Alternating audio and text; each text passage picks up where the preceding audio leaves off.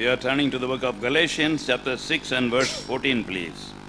గలతీ పత్రిక 6వ అధ్యాయము 14వ వచనం. Galatians 6:14, but God forbid that I should glory save in the cross of our Lord Jesus Christ, by whom the world is crucified unto me, and I unto the world. గలతీ పత్రిక 6వ అధ్యాయం 14వ వచనం చదువుతాను. అయితే మన ప్రభువైన యేసుక్రీస్తు సిలువైన తప్ప మరి దేని యందును అతిశయించు నాకు దూరమవును గాక. దాని వలన నాకు లోకమునకు నేనును సిలువ వేయబడి ఉన్నాము. 1 Corinthians chapter 11, మొదటి కొరింథీ పత్రిక 11వ అధ్యాయం verses 23 to 29. We are reading responsibly, please. 23 నుండి 29 వచనాల్ని మనము మార్చి చదువుకుంటాము. Yes, brother. నేను మీకు అప్పగించిన దాన్ని ప్రభు వలన పొందితిని. ప్రభువైన యేసు తాను అప్పగింపబడిన రాత్రి రొట్టెనెత్తుకుని కృతజ్ఞతాస్తుతులు చెల్లించి,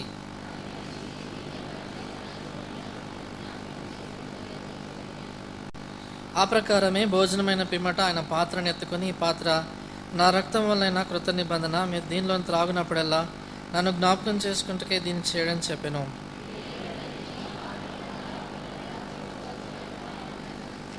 కాబట్టి ఎవడు అయోగ్యంగా ప్రభు యొక్క రొట్టెను తినునో లేక ఆయన పాత్రలోని త్రాగునో వాడు ప్రభు యొక్క శరీరంను గూర్చి రక్తంను గూర్చి అపరాధి అగును.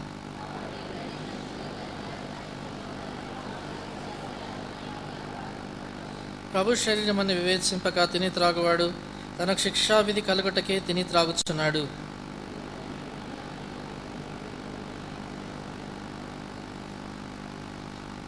Shall we look to the Lord for His grace? ప్రభు కృప కొరకే ప్రభు వైపు చూసుకుంటాం.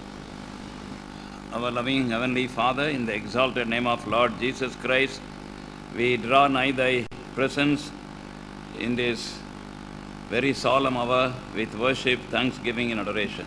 ప్రియమైనటువంటి మా పరలోక తండ్రి, ఈ యొక్క ఎంతో గంభీరమైనటువంటి గడియల్లో నీ యొక్క సన్నిధిలోనికి ప్రభా స్తుతి ఆరాధనల చేత మేము ప్రవేశిస్తున్నాం. Speak to us and enable us to prepare ourselves to take part in these holy emblems worthily. మాతో మాట్లాడండి. పరిశుద్ధమైనటువంటి ప్రభా సాదృశ్యమైన చిహ్నాల్లో యోగ్యంగా పాల్పొంచడానికి కృపనివ్వండి. We claim the enablement of the Holy Spirit for both of us and also the utterance. ప్రభా మా ఇరువురి కొరకైనటువంటి పరిశుద్ధాత్మ యొక్క ప్రభా సామర్థ్యము ఉచ్చారణను కోరుతుంటున్నాం. And also thy grace for all of us to obey.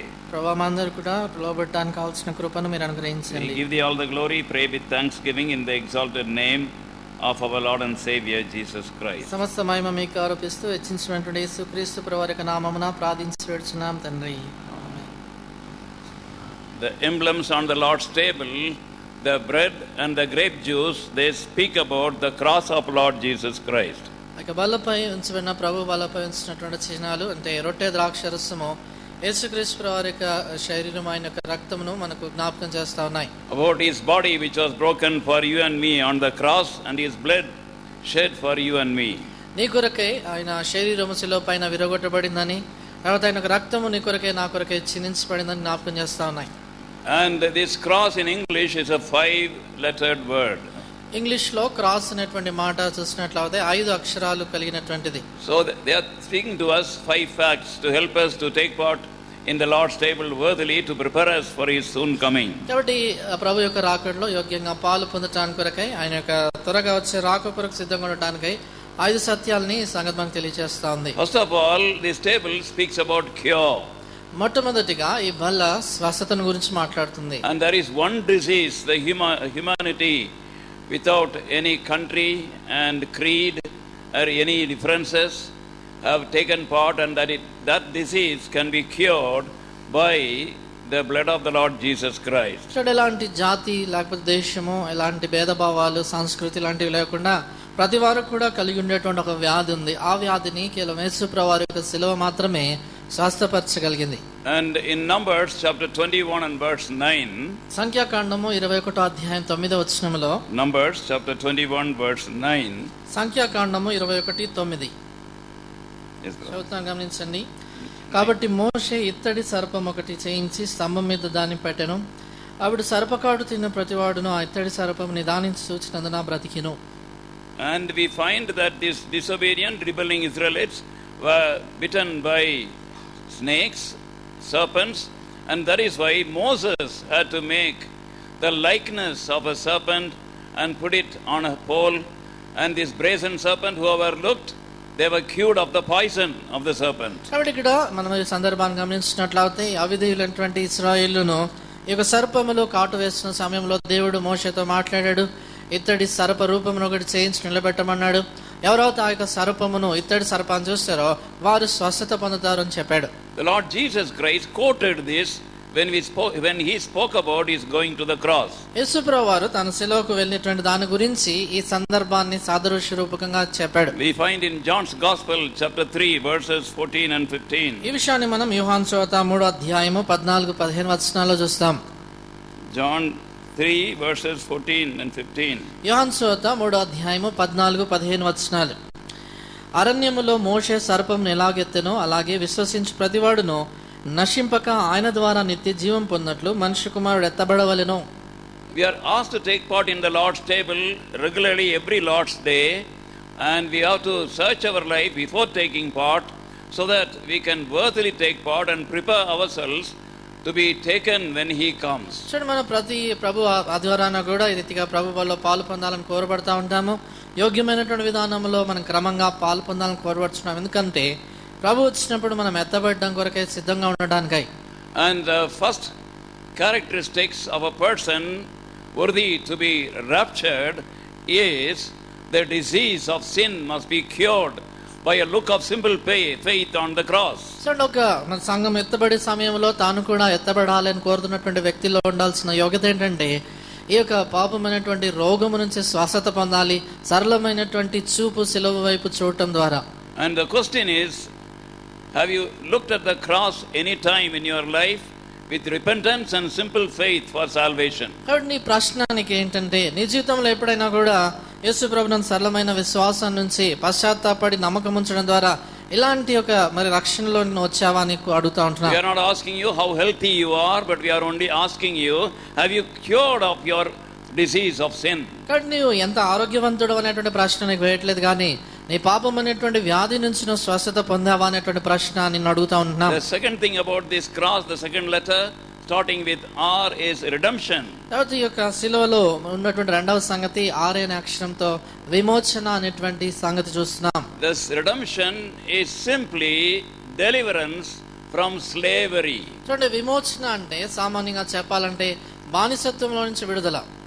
And we find, often we have mentioned, there are 5 redemptions mentioned in the New Testament. కృత నిబంధనలో చూసినట్లుగా తరచుగా చూస్తుంటాము 5 విమోచనలు ఉన్నాయి. First of all, redemption from the iniquity, Titus 2:14. మొట్టమొదటిగా తీతు రాసిన పత్రిక 2వ అధ్యాయం 14వ వచనము, దోషముల నుండి విమోచన. Our own rebellion, our own sin brings us into captivity, and we are taken out of the captivity, delivered out of the captivity when we are born again. చూడండి, మన యొక్క పాపాలు, మన దోషాలు మనని బానిసత్వంలోనికి చెరలోకి తీసుకెళ్తాయి. అది ఎప్పుడైతే మన పాపముల విషయమై మనం పశ్చాత్తాపడి తిరిగి జన్మిస్తామో అప్పుడు అలాంటి చెరలో నుంచి మనం బయటకు పడతాం. But we have to keep this redemption alive by searching our lives often, setting right everything with God and man which we have done against, and then that is how we can have this redemption continuously being enjoyed in our life. అయితే ఇక విమోచన మన జీవితంలో కొనసాగించడం కొరకై మనం ఎడుతగక మనుషులతోనూ దేవునితోనూ సంగతులు సరి చేసుకొని ఆ విమోచనను మనం ఆనందిస్తూ ఉండాలి. The second redemption is redemption from the law, book of Galatians chapter 4 verse 5.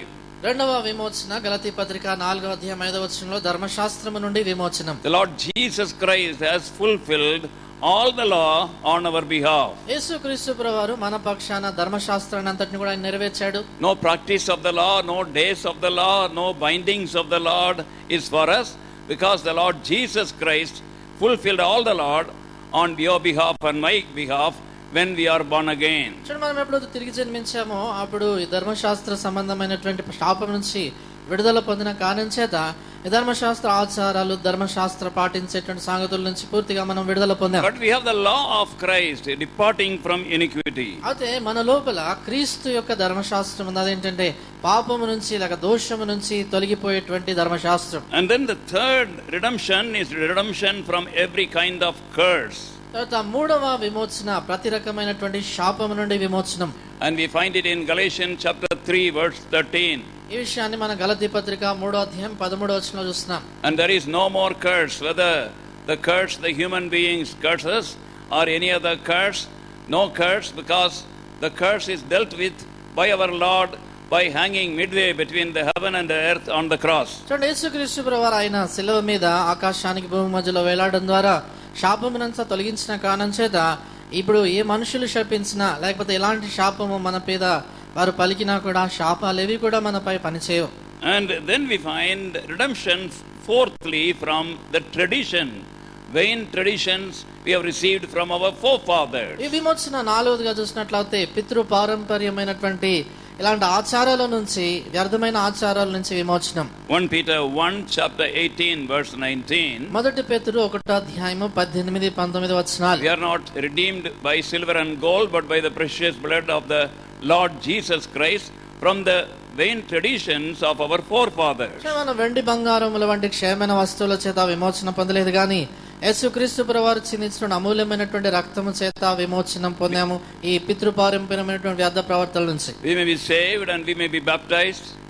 బహుశా మనం రక్షించబడ్డాము, బాప్తిసం పొందాము, and taking part in gospel raid and ever so many other activities of the church. సువార్త పనుల్లో లేకపోతే సంఘములో ఆయా కార్యకలాపాల్లో పాల్గొంటూ ఉండొచ్చు. But many of us sometimes take part in the traditional rites of our forefathers who may be not believers. అది మనం చాలా మంది మనం చూసినట్లయితే మన యొక్క బంధువులు లేక పితృ పారంపర్యంగా వచ్చేటువంటి ఆచారాలు, సాంప్రదాయాలు ఆ లోకస్తులైన మన బంధువులు పాటిస్తున్నారని వాళ్ళతో పాటు మనము కూడా ఆచరిస్తుంటాం. The deliverance the cross has given us from this vain tradition, we should not make light of it, but we should experience it in our life, in our everyday life, not trying to please others, but keeping ourselves separated. చూడండి, శిలువ ద్వారా పొందిన ఈ యొక్క విమోచనను మనం తేలికగా తీసుకోకూడదు కానీ ప్రతిరోజు కూడా అనుదిన జీవితంలో దాన్ని మనం ఆచరించాలి. మనుషులను సంతోష పెట్టడానికి కొరకై విమోచనను మనము ఏమాత్రము కూడా అలక్ష్యం చేయకూడదు. And the fifth and last redemption is redemption of the body. Book of Romans chapter 8 verse 23.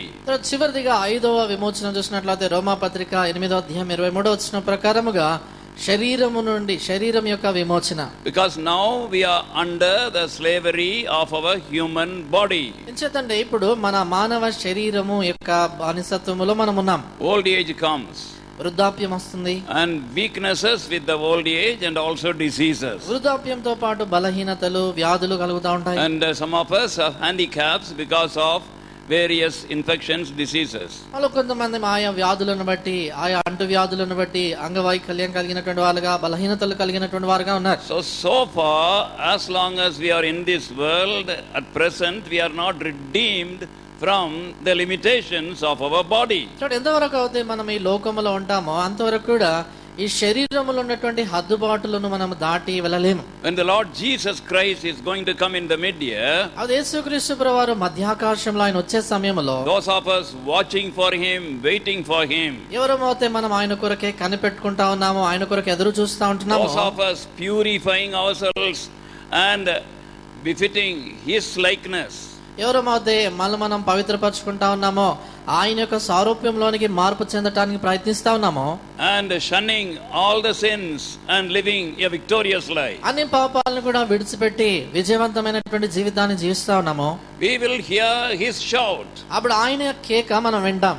the shout of calling our name, మన పేరు పిలిచేటువంటి ఆ కేకను మనం వింటాం. and immediately, instantaneously, we will be changed completely. అప్పుడు వెంటనే ఉన్న పాటున సంపూర్ణంగా మనం శరీర రీతిగా మార్పు చెందుతాం.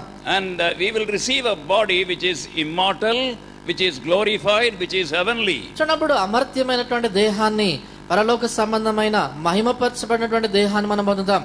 That time our redemption will be complete, and the fifth redemption of the body is over. ఆ సమయంలో మన విమోచనం పూర్తి అయిపోతుంది. అంటే ఐదవ విమోచన, మన శరీరం యొక్క విమోచన పూర్తి అవుతుంది. No more diseases, no more handicaps. ఇంకా దాని తర్వాత ఏ మాత్రం కూడా వ్యాధులు, అంగవైకల్యాలు ఇలాంటివి ఏమి ఉండవు. Like him we will be. ఆయన వల్లే మనం ఉంటాం. No more old age. ఇక వృద్ధాప్యం ఉండదు. And for that we are waiting.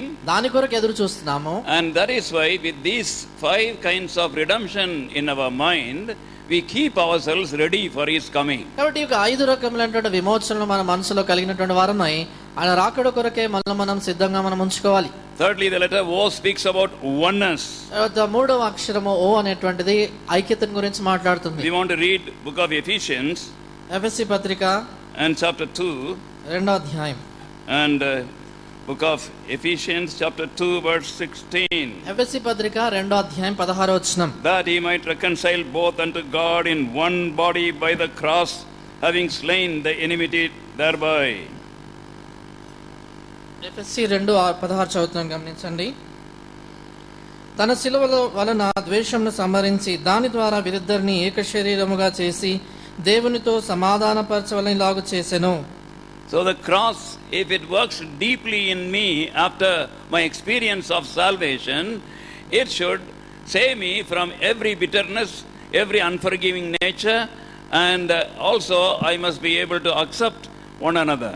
చూడండి, ఈ సిలువ అనేటువంటిది నేను రక్షించబడిన తర్వాత నాలో పనిచేస్తున్నట్లయితే నా లోపల ఉండేటువంటి ప్రతి చేదు భావాన్ని, ఇతరులను క్షమించలేనటువంటి ఆ యొక్క తత్వాన్ని, లేకపోతే ఇతరుల మీద ద్వేషం ఉన్నటువంటి సంగతులు అన్ని కూడా తొలగించేసేయాలి. It starts at home. అది ఇంటి దగ్గర ఆరంభం అవుతుంది. And as we often repeat, we are telling again this morning, the husband is the best gift for the wife from the Lord. The wife is the best gift of the Lord to the husband. తరచుగా చెబుతా ఉంటాము, ఇది ఉదయకాలను కూడా మరలా చెప్తున్నాం ఏంటంటే, భార్యకు దేవుడిచ్చినటువంటి శ్రేష్టమైనటువంటి వరము భర్త, భర్తకు దేవుడిచ్చిన శ్రేష్టమైన వరము భార్య. And don't have any exemptions and also any excuses regarding it.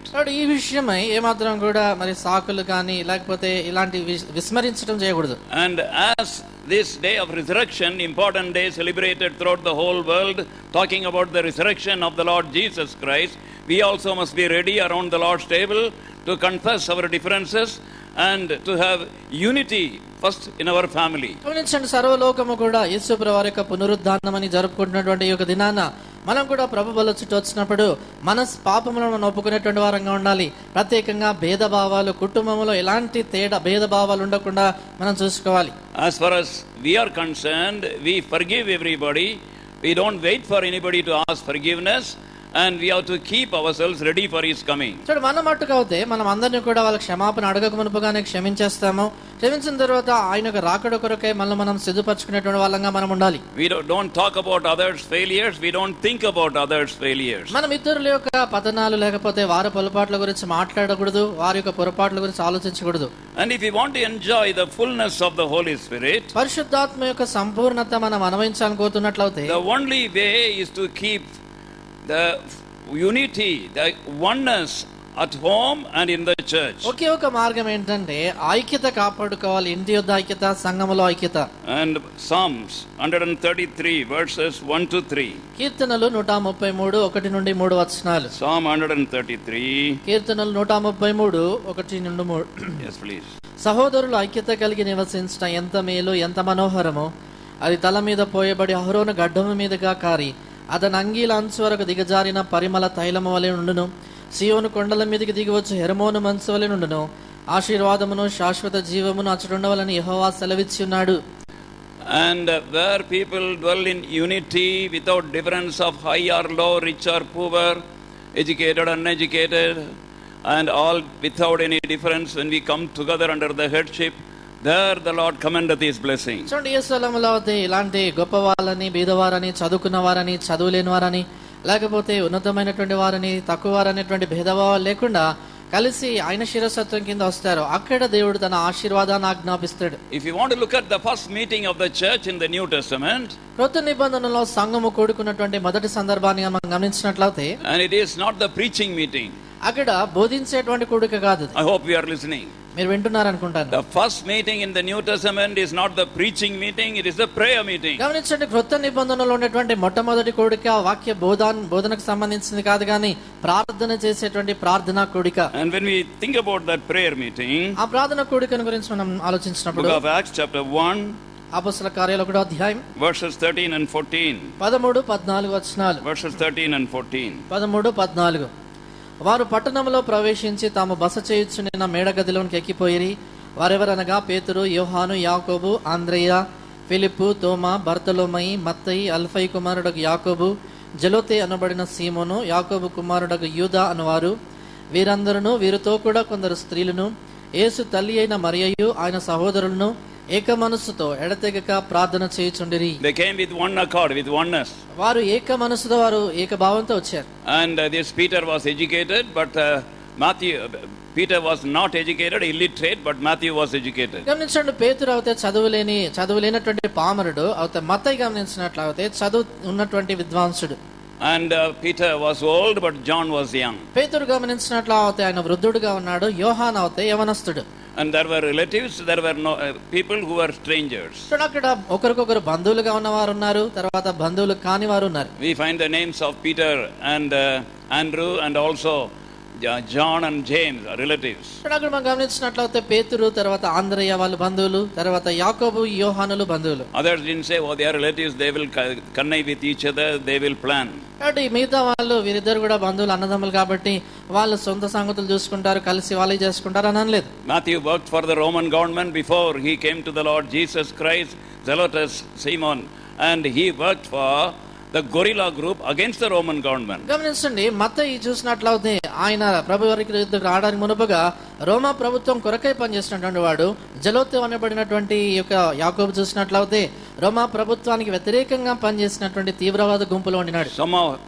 Somewhere of the same village and somewhere from different places. కొందరు అయితే ఒకే గ్రామానికి చెందినటువంటి వారు, మరికొందరు వేరు ప్రాంతాలకు చెందినవారు. But nothing could separate their coming together and nothing could spoil their one accord and oneness. అయితే ఏది కూడా వారు కలిసి రావటంలో వారి యొక్క ఏక మనసు, ఏక తాత్పర్యాన్ని ఏది కూడా కలతపరచలేకపోయింది. And we find the fourth thing about the cross is, తర్వాత సిలువకు సంబంధించిన నాలుగవ సంగతి, the letter S stands for sanctification. S అనేటువంటి అక్షరము పరిశుద్ధపరచబడుట గురించి మాట్లాడుతుంది. There are three kinds of sanctification. పరిశుద్ధపరచబడుట అంటే మూడు సంగతులు ఉన్నాయి. And we often remind ourselves about that. తరచుగా మనం దాని గురించి జ్ఞాపకం చేస్తూ ఉంటాము. And when I apply the cross in my life, the cross delivers me continuously from the work of self in my life. చూడప్పుడు సిలువను నా జీవితంలో ఎడతెగక నేను దాన్ని పని చేయడానికి అనుమతిస్తానో, ఆ సిలువ నా జీవితంలో స్వయంపై పనిచేస్తుంది. Galatians 2:20 we find it. గలతీ పత్రిక 2:20 చూస్తాం. I am crucified with Christ. నేను క్రీస్తుతో కూడా సిలువ వేయబడి ఉన్నాను. Nevertheless I live, not I, but Christ liveth in me. ఆయనను నేను జీవించుచున్నాను, జీవించువాడు నికను నేను కాను, క్రీస్తే నా యందు జీవించుచున్నాడు. I am being continuously crucified for my aspirations, dreams, comfort and for my selfishness. చూడండి, నేను ఎడతెగక సిలువ వేయబడుచున్నాను. నేను కొరకంటే నా సొంత సుఖ సౌఖ్యాల కొరకై, నాకున్నటువంటి సొంత ధ్యేయాలు, నా గురులు, నా కోరికలు, వీటన్నిటి కొరకై నేను సిలువ వేయబడతా ఉన్నాను. And then we find we are sanctified, separated, and our flesh should be kept crucified. చూడండి, మనం పరిశుద్ధపరచబడటము, వేరుగా ఉండటం అంటే మన యొక్క శరీరం అనేది సిలువ వేయబడాలి. And the flesh with all the lusts. శరీరము తన ఇచ్చలన్నిటితో కూడా. The old nature we inherited from Adam. ఆదాము నుండి మనం ఏదైతే సంతరించుకున్నామో ఆ పాప స్వభావం, and that should be kept crucified. ఆ శరీరము సిలువ వేయబడిన స్థితిలో అలాగే ఉంచబడాలి. Galatians 5:24 speaks about it. గలతీ పత్రిక 5వ అధ్యాయం 24వ వచనం దాని గురించి మాట్లాడుతుంది. As we belong to the Lord Jesus Christ, we have crucified the flesh with the lust thereof. మనం యేసుక్రీస్తు ప్రభువారికి చెందినటువంటి వారమైతే ఆయనకు చెందినటువంటి వారు శరీరమును దాని ఇచ్చలతో కూడా సిలువ వేసి ఉన్నారు. And the third crucifixion is crucifixion of the world around us, attracting us to fall in sinful ways. సిలువ వేయబడుట అంటే మూడో విషయము, లోకము మనకు సిలువ వేయబడిందంటే లోక ఆకర్షణలు, పాపములోనికి లాగేటువంటి వాటికి మనం సిలువ వేయబడ్డాం.